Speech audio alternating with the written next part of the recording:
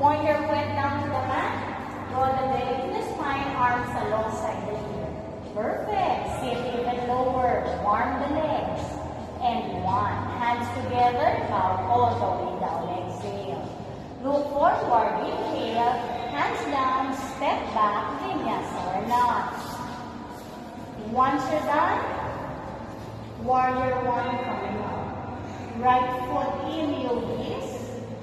Left heel down, warrior 1. Arms up, inhale, here. Square the hips if you can. Press all corners of each foot.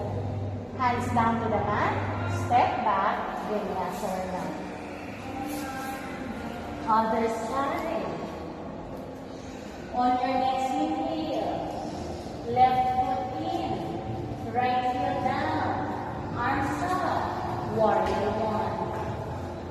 Right hip forward, left hip back, bend the left knee along. Hands down to the mat, step back, plank, maybe vinyasa, maybe